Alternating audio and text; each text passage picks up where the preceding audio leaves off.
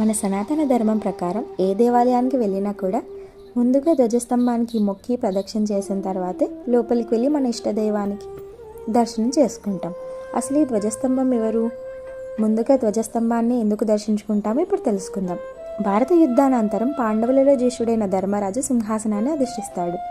ధర్మబద్ధంగా రాజ్యపాలన చేస్తూ ఉంటాడు. ధర్మమూర్తిగా, గొప్పదాతగా పేరు పొందాలని కోరికతో విరివిగా దాన ధర్మాలు చేయడం అనేది మొదలు పెడతాడు. ఇదంతా చూస్తున్న శ్రీకృష్ణుడు అతనికి తగిన రీతిగా గుణపాఠం చెప్పాలని అనుకుంటాడు.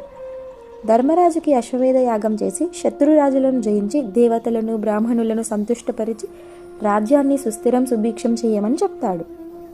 ధర్మరాజు శ్రీకృష్ణుని మాట శిరసావహించి అశ్వమేధ యాగానికి సన్నాహాలు చేయిస్తాడు. యాగాశ్వానికి రక్షకులుగా నకుల సహదేవులను సైన్యంతో పంపుతాడు. ఆ యాగాశ్వం అన్ని రాజ్యాలు తిరిగి చివరికి మణిపుర రాజ్యం చేరుతుంది. ఆ రాజ్యానికి రాజు మయూరధ్వజుడు. ఆయన మహాపరాక్రమవంతుడు, గొప్పదాతగా పేరుగాంచినవాడు. మయూరధ్వజుని కుమారుడు తామ్రధ్వజుడు పాండవుల యాగాశ్వాన్ని బంధిస్తాడు. తామ్రధ్వజునితో యుద్ధం చేసిన నకుల సహదేవులు, భీమార్జునులు ఓడిపోతారు. తమ్ములందరూ ఓడిపోయిన విషయం తెలుసుకున్న ధర్మరాజు స్వయంగా తానే యుద్ధానికి బయలుదేరగా శ్రీకృష్ణుడు అతన్ని వారించి మయూరధ్వజునితో యుద్ధం చేయించడం సాధ్యం కాదని, మహాబల పరాక్రమవంతులైన భీమార్జునులు ఓడిపోయారని, అతన్ని కపటోపాయంతో మాత్రమే జయించాలని చెప్తాడు. శ్రీకృష్ణుడు ధర్మరాజుతో కలిసి వృద్ధ బ్రాహ్మణుల రూపంలో మణిపురం చేరుతాడు. ఆ బ్రాహ్మణులను చూసిన మయూరధ్వజుడు వారికి దానం ఇవ్వదలిచి ఏమి కావాలో కోరుకోమని అడుగుతాడు. దానికి శ్రీకృష్ణుడు, రాజా, మీ దర్శనార్థమై మేము వస్తున్న దారిలో ఒక సింహం అడ్డు వచ్చి ఇతని కుమారుణ్ణి పట్టుకుంది.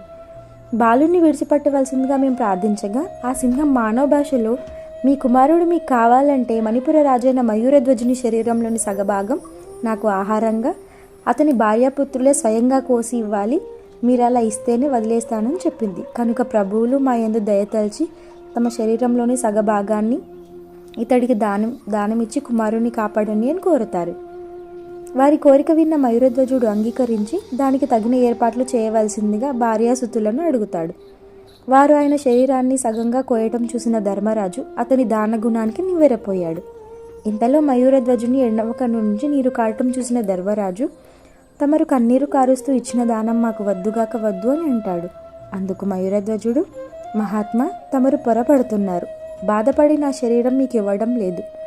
నా కుడి భాగం పరోపకారానికి ఉపయోగపడింది, కానీ ఆ భాగ్యం తనకు కలగటం లేదు కదా అని ఎడమకన్ను చాలా బాధపడుతూ కన్నీరు కారుస్తుంది అని అంటాడు. మయూరధ్వజుని దానశీలతకు మెచ్చిన శ్రీకృష్ణుడు తన నిజస్వరూపాన్ని చూపించి, మయూరధ్వజ, నీ దానగుణం అమోఘం, ఏదైనా వరం కోరుకొని అనుగ్రహిస్తాడు.